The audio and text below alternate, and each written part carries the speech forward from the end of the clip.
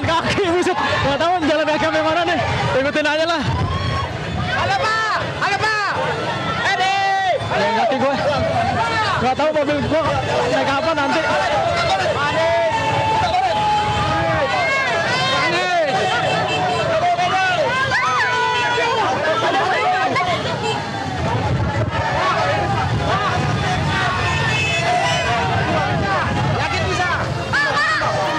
Ya, pemirsa, yang Anda saksikan saat ini adalah gambar terkini calon presiden nomor urut 01 Anies Baswedan menuju lapangan Reformasi Tembung Deli Serdang untuk mengikuti kampanye Akbar Perubahan.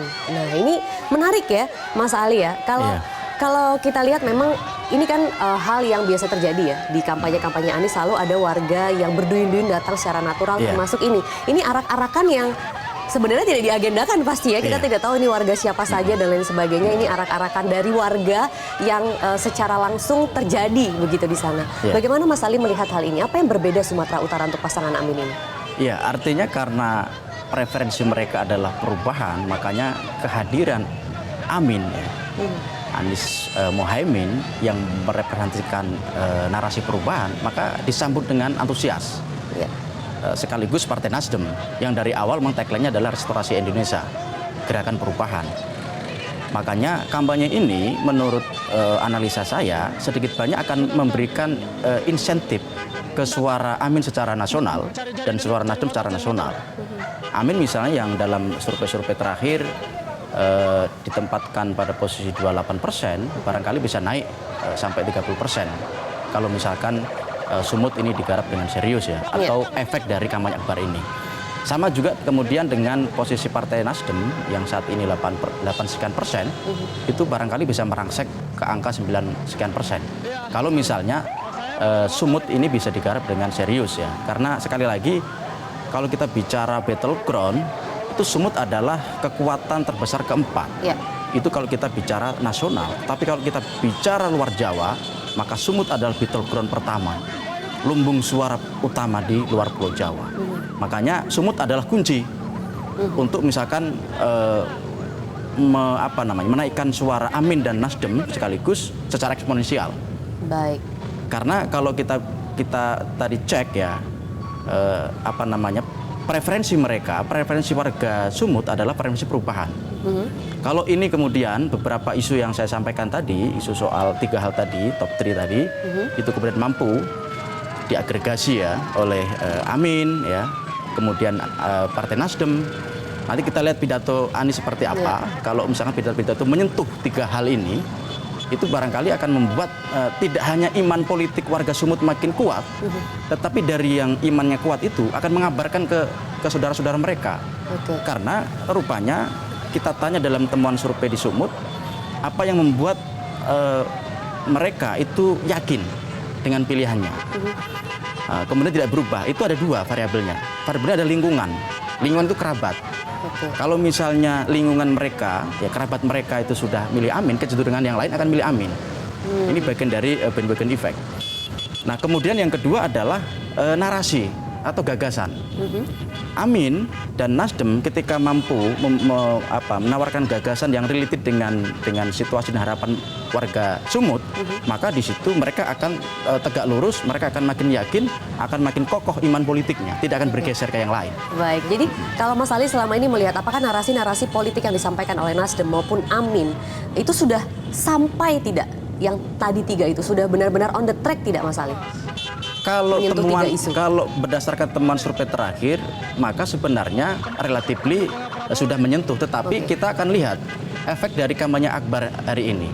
Kalau kampanye Akbar hari ini, penentuannya juga begitu ya? Itu misalkan melegitimasi bahwa memang Nasdem dan Amin sebagai capres-capres yang diusung itu punya komitmen perubahan, bisa memperbaiki situasi ekonomi dan keadaan di Sumut, maka para pemilih yang tadi sudah yakin itu akan mengabarkan yang lain. Ini yang penting. Yang jadi strong voter ketika mereka yakin, mereka akan jadi vote getter, mereka akan menjadi influencer. Yang itu yang sebenarnya penting di dalam konteks strategi kampanye. Jadi membuat para pemilih atau konstituen yang sudah yakin iman politiknya sudah tidak bergeser lagi. Tapi setelah mereka yakin, kalau iman sudah yakin, mereka akan mengabarkan ke yang lain begitu. Itu harapannya kan di situ. Mempengaruhi begitu Mempengaruhi ya? yang lain.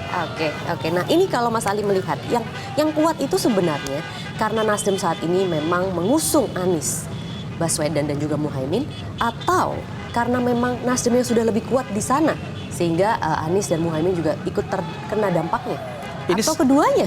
Iya, ini saling menopang ya. Saling menopang ya? Saling menopang. Menarik Antara figur ID dan partai ID itu memang saling menopang. Meskipun dalam hal tertentu figur ID itu jauh lebih kuat daripada partai ID, tetapi dalam konteks sumut saya lihat partai ID-nya kuat. Karena temuan survei kita posisi Nasdem relatifly unggul ya dibandingkan misalkan temuan-temuan survei beberapa tahun yang lalu, atau misalkan kita cek data 2019 ya. Itu relatif tinggi angkanya. Kemudian kalau misalnya partai ID-nya bagus, figur ID-nya bagus, ini sejalan. Nah itu yang sebenarnya kita harapkan. Kan kalau misalkan kita bicara secara nasional, biasanya figur ID jauh lebih kuat daripada partai ID.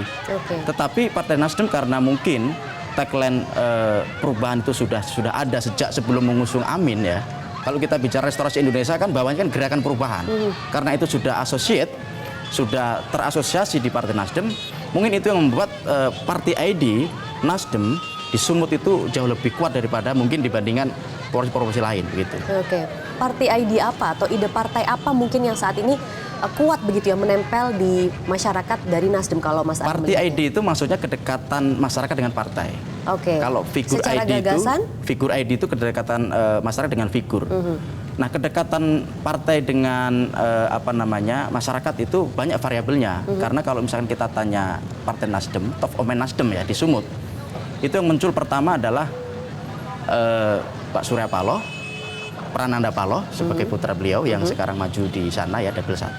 Kemudian muncul juga Restorasi Indonesia, muncul juga namanya politik tanpa mahar. Itu yang kemudian menurut saya variabel itu yang membuat Partai Nasdem tingkat penerimanya tinggi. Jadi tidak hanya sosok ya, tapi juga ada gagasan di situ ya. Tidak hanya sosok. Ini yang membuat Partai Nasdem dari dalam konteks partai modern itu masuk di dalamnya karena pelembagaannya bagus. Kalau kita bicara partai modern misalnya salah satu ciri utamanya adalah pelembagaan partai yang bagus. Dan di situ yang ditonjolkan tidak hanya figur tetapi mesin partai, manajemen kaderisasi dan seterusnya. Kalau partai sudah bagus ya pelembagaannya, meskipun dihantam badai tsunami politik sedahsyat apapun, mereka akan kokoh.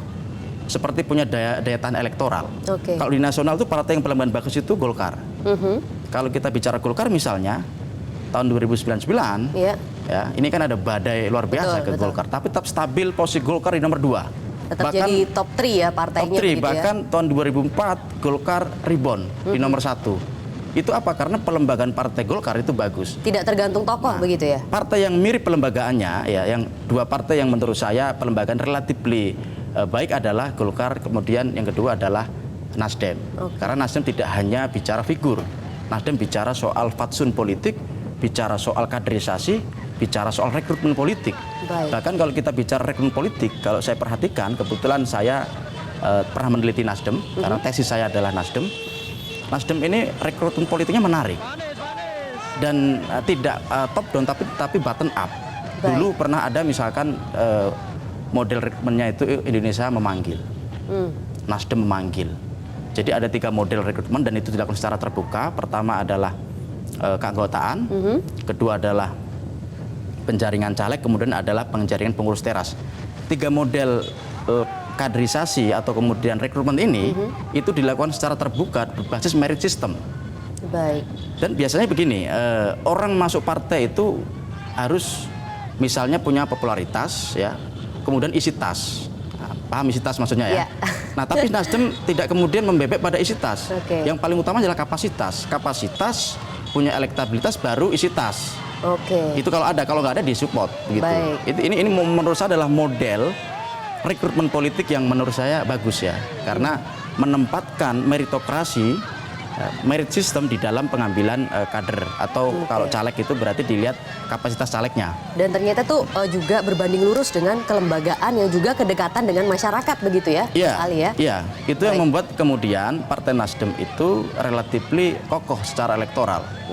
Nah, kalau kita lihat tren baik dari 2014 dan 2019 ini kan trennya naik terus. Betul. Dari 6 sekian persen ya di 2014 Iya. atau kalau dibulatkan 7% itu kemudian naik menjadi sekitar 9% di tahun 2019. Yang dari nomor 8 2014 menjadi nomor 5. Baik. Atau kalau dilihat dari kursinya malah nomor 4. Ini luar biasa. Kita akan lihat bagaimana di 2024 posisi Nasdem. Apakah melompat masuk top 3 atau seperti apa? Jelajahi cara baru mendapatkan informasi. Download Metro TV Extend sekarang.